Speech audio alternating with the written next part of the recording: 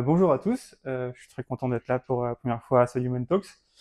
Et donc moi je vais vous faire un petit retour d'expérience sur le rôle de manager chez Alan, enfin son évolution et comment en fait moi je l'ai vécu de l'intérieur.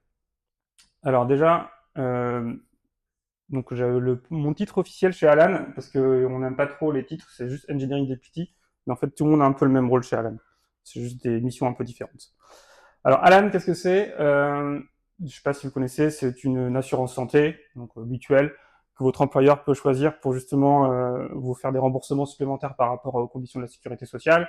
Donc on est arrivé il y a 10 ans sur le marché, c'était un peu une révolution parce qu'on a proposé un peu une expérience membre assez différente pour simplifier facilement l'envoi de vos factures avec juste un seul clic et vous étiez remboursé dans les 5 minutes, ce qui est toujours le cas aujourd'hui. Et en plus de ça, en fait, la mission d'Alan, c'était pas juste une assurance santé, c'était aussi de voir comment on peut un peu devenir le partenaire. Donc en fait, quand vous êtes membre Alan, en plus de juste les conditions de remboursement, vous avez en plus accès à une clinique virtuelle avec des médecins sur lesquels vous pouvez poser des questions qui permettent de vous aider un peu à vous naviguer dans ce système de santé un peu compliqué, d'éviter peut-être une consultation généraliste ou plutôt vous conseiller d'aller aux urgences. On a tout un système aussi de programmes sur le mal de dos, sur la méditation, sur des choses qui peuvent un peu aider la prévention et vous simplifier un peu tout ça et vous aider peut-être aussi à plus bouger si vous êtes un peu sédentaire. Donc voilà, c'est un peu la mission d'Alan depuis le début. C'était l'assurance était juste un moyen d'entrer dans ce secteur de la santé. Et donc Alan aussi, je sais pas si vous savez, mais un peu connu pour sa culture assez différente que moi j'ai découverte il y a 4 ans et demi, que j'ai découvert vraiment par hasard, mais que depuis j'ai vécu de l'intérieur et tout ce qui est dit est vrai. Par exemple, on a donc une base qui est la communication écrite. C'est-à-dire que toute décision aujourd'hui se fait par écrit. Jamais entre 5 personnes entre dans une salle de réunion et que personne ne sait vraiment ce qui s'est passé. Tout est forcément par écrit dans des GitHub discussions. Donc on appelle ça un peu le pas de réunion et c'est asynchrone. Donc beaucoup de fait que ce soit asynchrone, ça aide aussi à se forger un peu des décisions beaucoup plus fortes qui sont argumentées, qui prennent du temps à être argumentées, qui peuvent prendre du temps des fois aussi à réfléchir et assimiler, mais pas non plus trop de temps non plus. Donc ça, c'est un peu une façon de décider qui est un peu différente. Et ça, c'est basé en plus sur la transparence radicale, c'est-à-dire que tout est public. Le Slack, il n'y a pas de message, il n'y a pas de channel privé. Le Notion, la grille de salaire, le GitHub, tout, vous avez accès à tout en tant que membre, salarié à LAN. Et vous pouvez voir un peu, donc vous vous sentez vraiment dans la société, dans la stratégie, dans tout ce qui se passe. Et donc on est quand même 700 aujourd'hui, juste pour info. Et en plus de ça, en fait, on a une notion de responsabilité distribuée en tant que voilà Alaner, comme on dit. On sent vraiment honneur de décisions qu'on peut prendre assez librement, des conséquences que ça peut avoir. On est responsable aussi, donc il y a vraiment ce partage un petit peu de responsabilité et d'autonomie qu'on peut avoir.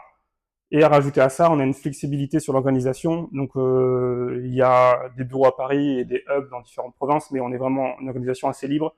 Moi, je suis en télétravail depuis Bordeaux. En termes d'horaire, je peux un peu m'organiser comme je veux, je pose mes congés comme je veux, j'ai pas personne qui me dit quand je veux faire, c'est juste que je suis responsable des conséquences que ça peut avoir. Donc c'est un peu le slogan pas de manager de l'époque qu'on disait souvent chez Alain. Alors moi, mon parcours, pour un peu raconter l'histoire, c'est que je suis arrivé en février 2021, après être passé 12 ans chez Electra, une boîte sur Bordeaux que vous connaissez peut-être, dans un environnement totalement différent, où j'étais sur site, plutôt secteur industriel et tout ça, et là je suis passé en remote dans une scale-up, avec plein de choses qui se passaient au quotidien, avec un Slack quand on ouvre, où il y a 1000 pings. Donc j'ai commencé par être un rôle de crew lead. Alors crew lead, c'est quoi? Dans une crew, en fait, chez Alan, c'est une équipe pluridisciplinaire avec des ingénieurs, des data, des PM qui sont responsables d'une part du produit assez spécifique, de la maintenance et de leur qualité. Donc moi à l'époque, c'était la facturation en France. Et après, au bout de quelques un an et demi, j'ai changé de rôle, je suis revenu contributeur individuel, donc c'est tout à fait possible. Donc plutôt là, dans une équipe à plutôt délivrer des features, dans une équipe qui était pour le produit belge cette fois-ci, parce qu'Alan est en France, en Belgique, en Espagne et au Canada, dans la partie claims qui est la gestion des remboursements. Puis après, j'ai repris un rôle de crew lead, parce que j'aimais bien ce rôle-là, un petit peu de point d'entrée d'une équipe et un peu d'organisation, avec un scope un peu plus large sur les claims en Belgique et en France, parce qu'on se rendait compte qu'il y avait des choses à partager. Et puis depuis janvier, j'ai un nouveau rôle qui est apparu, qui est Area Edge Député, qui est un rôle un peu dans le monde du management. Et qu'est-ce qu'une Area chez Alan? En fait, c'est un regroupement de crews qui sont sur un mode où il y a beaucoup de collaboration entre ces crews, donc ça a du sens d'avoir une vision commune, une stratégie commune, et donc de les regrouper. Et donc là, c'était la gestion des remboursements claims. Et donc en dessous, on voit les levels. En fait, c'est les levels qui sont chez Alan, c'est un peu la grille des salaires est en fonction de deux choses, son niveau d'expertise et son expérience. Et donc moi je suis arrivé level E, j'ai été promu en level F en janvier 2025, mais c'était pas du tout lié à le fait que je sois Edge député, mais à d'autres choses qui sont par rapport à mon scope et mon impact que j'avais chez Alan. Donc le rôle de manager chez Alan, comme je l'ai connu quand je suis arrivé, en fait c'est un rôle qui est distribué et un peu déstructuré. Il n'y a pas une notion de un manager, c'est qu'un le rôle est réparti. Donc le Alaner qui est au milieu fait partie de l'équation, et en fait on a un crew lead qui est lui en charge du suivi opérationnel, du suivi au quotidien de la personne, des tâches qu'elle peut faire, un peu de suivi un peu de performance sur le quotidien. On a un coach. Un coach, c'est quelqu'un qui est en dehors de l'équipe, en dehors de l'area, quelqu'un d'autre ailleurs dans la communauté, qui est souvent un peu plus expérimenté et qui lui est là pour un peu aider à naviguer parmi la culture, parce qu'il est là depuis un peu plus longtemps, qui permet de se poser des questions sur sa croissance, sur la progression de carrière, et qui sert aussi de point de contact RH, parce que également, il y a forcément à un moment donné, il y a un point de contact RH, et c'était le coach qui s'en sert. Mais c'est pas vraiment un manager au sens manager, c'est qu'il a pas, il est là pour aider la personne à un petit peu à naviguer dans tout ça. Et en fait, il y a les autres Alaners qui sont aussi beaucoup dans le rôle et sont importants parce qu'ils peuvent donner du feedback en continu, et ils doivent donner du feedback en continu. Donc on a un système où on doit très rapidement pouvoir donner du feedback quand ça se passe bien, quand ça se passe bien, pas bien. Et le système de 6 mois, on a un système de revue pour les performances. Et là, on sélectionne nos collègues pour savoir si ça s'est bien passé. C'est eux qui vont évaluer si justement on est toujours dans le niveau attendu ou si on doit être promu ou s'il y a des choses à réfléchir. Et donc ça, c'était un peu ce qui se passait. Et ce qui s'est passé, c'est que moi, quand je suis arrivé, on était dans la communauté engineering, on était 75, et aujourd'hui, on est 120. Et on pense être l'année prochaine peut-être 140, 150. Et donc forcément, il y a des choses qui se calent plus. Et ce qui se calait plus, c'est la notion de coach. Parce qu'en fait, un coach, il y a quand même un minimum, c'était d'avoir un peu de formation sur le suivi de la performance, des points de contact RH. Il y a des choses où on ne peut pas le scaler et tout le monde ne peut pas devenir coach du jour au lendemain. Et donc, il y avait un petit manque aujourd'hui où on ne pouvait pas atteindre finalement notre objectif de pouvoir avoir ce système-là à l'échelle. Et donc, c'est vrai qu'il y a une évolution qui est arrivée avec le rôle de député qui a repris une partie de ce qu'avait le coach, en particulier le suivi de la performance, le point de contact RH.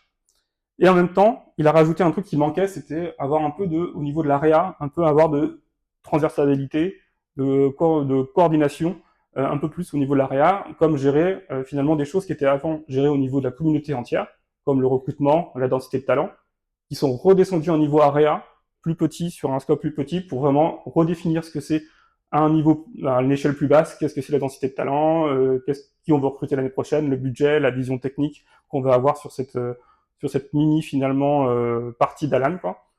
Par contre, le reste est resté pareil, il y a toujours un crew lead, il y a toujours le feedback qu'on continue avec les autres Alaners. Donc en gros, aujourd'hui, mon rôle, c'est ça. Je suis engineering deputy, donc on appelle ça plutôt manager hands-on, c'est-à-dire que j'ai quand même gardé 50% en tant que contributeur individuel et 50% une partie people. Donc c'est-à-dire que je fais toujours partie d'une équipe, je dois délivrer la feature, mais en même temps, j'ai quand même aussi du temps qui est consacré à avoir une sorte de leadership transverse technique sur l'AREA, pour un petit peu avoir aidé à être le point de contact, savoir vers où on veut aller. J'ai un peu des nouveaux rôles que j'ai appris, que je ne connaissais pas trop, c'est comment gérer une densité de talent, comment gérer, faire grandir les gens au sein d'une area, comment recruter les bonnes personnes, comment construire des équipes qui vont être performantes ensemble. Et il y a tout ce qui est aussi à gérer au niveau du quotidien, tous les process opérationnels qui sont liés aux équipes, comme le process d'on-call, des choses comme ça, qui sont optimisés un peu les processus, et faire que les différentes crews vont bien s'interagir entre elles, créer des synergies, reconstruire des équipes en fonction des besoins, faciliter le partage de connaissances. Donc ça, ce sont des rôles un peu d'animation finalement à un niveau, au niveau engineering. La question après, c'est peut-être que vous posez, c'est mais comment on peut faire tout ça dans une même journée en étant à la fois IC, manager, et aujourd'hui, je crois dans mon équipe, j'ai 14 personnes, 14 ingénieurs. Je pense qu'il y a un contexte aujourd'hui où chez Alan, il y a beaucoup de choses qui existent, qui fait que c'est un peu facilité. Par exemple, la culture basée sur la communication écrite et publique, en tant que moi, en tant que manager, est super utile parce que j'ai accès à plein de signaux qu'il y a partout qui se passe chez Alan, où je peux justement, sans faire de one-one avec tout le monde, je ne fais pas de one-one avec tout le monde, je peux savoir ce qui se passe et s'il y a des choses plutôt à aller un peu investiguer. Par exemple, tous les mardis soirs, donc là j'ai pas fait, il faut que je le fasse peut-être demain, parce que les semaines chez Alan vont du mercredi au mercredi. Chaque personne chez Alan, donc tous les membres, publient dans un même channel Slack ce qu'on appelle un SFA, qui est un Sunfire et A+, où on décrit tout ce qu'on a bien réussi cette semaine, tous les échecs qu'on a eus, les galères, on peut râler sur tout ce qu'on veut, et tous les objectifs qu'on va se fixer pour la semaine prochaine. Et ça, on le fait toutes les semaines. Et moi, en tant que manager, je peux m'abonner à tous les gens qui sont dans mon équipe, et je peux aller checker toutes les semaines ce petit rapport que chacun fait sur lui-même, Et si je vois qu'il y a un truc qui va pas, je peux challenger en disant, bah, qu'est-ce qui se passe? Tu veux qu'on en parle? C'est super ce que tu as fait, continue, c'est top, et ainsi de suite. Donc c'est une sorte d'échange asynchrone qui se crée avec la personne et qui se caille plutôt bien sur ce type de là. Et donc ça, c'est en continu. Et je peux aussi donner du feedback en continu aux gens, ainsi de suite. Après, on a aussi beaucoup d'outils qui sont basés sur la data. Donc on a accès, en tant que moi, à tout ce qui est outils DX basé sur GitHub et tout. Donc je peux facilement accéder à des datas qui sont pas la vérité, mais qui m'aident à savoir s'il y a des problèmes. Exemple de métrique qu'on a eu, par exemple, on a savoir si un onboarding se passe bien, quel est le temps avant de merger sa 10e PR sur le projet. Ça, on a vu que c'est une métrique qui est hyper importante pour savoir si l'onboarding de quelqu'un se passe bien. Si c'est trop long, c'est qu'il y a peut-être quelque chose qui se passe, et sinon, on peut investiguer. Donc ça, moi, c'est un outil en tant que manager qui me permet de détecter s'il ne faut pas aller investiguer. Et après, au quotidien, en tant que développeur, j'ai accès à tous les outils IA et autres, donc qui me permettent peut-être de faciliter un peu mes développements, mais j'ai aussi accès à des assistants RH qui s'appellent Lumo, qu'on a développé en interne, qui ont toutes les bases de connaissances de la RH, qui permettent, moi, de poser des questions pour savoir il se passe là, il se passe quelque chose avec cette personne, qu'est-ce que je dois faire, quelles sont les recommandations. Et puis tous mes one-one aussi, j'ai accès à des outils de transcript un peu plus avancés qui permettent de facilement prendre des notes et à en tirer des conclusions avec des rapports, des templates, des choses comme ça. Tout ça c'est bien, mais après un an, tout n'est pas si simple que ça. Parce que moi, ce que je me rends compte aujourd'hui, et c'est lié à un article de blog que j'ai lu, je ne sais pas si vous connaissez un peu le pendulum manager IC, où on dit toujours qu'il faut passer de manager, puis IC, puis manager IC, que ça permet de vraiment être à l'aise dans ces rôles-là. Aujourd'hui, c'est en train un peu de casser. On est en train de créer, en tout cas, je sais pas si Alan c'est un des premiers à faire ça, des rôles un peu hybrides comme ça, de manager tech, parce qu'en fait aujourd'hui la frontière entre les deux est en train de se casser un petit peu. L'IA nous aide un petit peu à faire le rapprocher, le faire et le diriger. On a des responsabilités qu'on demande plus à des seniors IC d'être un peu plus lead, d'être un peu plus leadership et pas juste être exécutant. L'ambiguïté devient un petit peu, des rôles devient peut-être même aussi un problème culturel. Par exemple, nous, à LAN, aujourd'hui, on se pose la question, est-ce qu'on doit créer une manager track et une manager IC? Ça n'existe pas aujourd'hui, on a une seule track. Donc, il y a des questions comme ça qui se posent. Et après, il y a le côté aussi qui est en train de se poser, c'est le côté burn-out spécifique à ce type de poste. Parce qu'en fait, c'est pas du tout le même rôle entre un développeur qui doit être focus pendant 2 heures à faire une tâche très précise pour développer, et un manager qui passe son temps à aller de droite à gauche, à switcher tous les 15 minutes entre Slack, le machin, un one-one, puis un deuxième one-one, et ainsi de suite. Donc au quotidien, ça peut créer une sorte de difficulté à pouvoir suivre. Donc, voilà, je pense que j'ai dépassé un petit peu le temps. Je vous remercie pour votre attention, et si vous êtes intéressé pour en parler, les questions, je suis dispo.